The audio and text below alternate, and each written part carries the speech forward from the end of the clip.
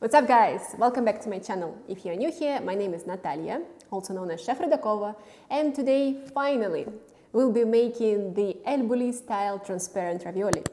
Yes, those transparent ravioli that I was promising you so long time ago in one of my previous videos, which you can check out here.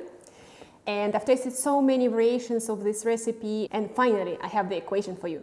So without further ado, let's start.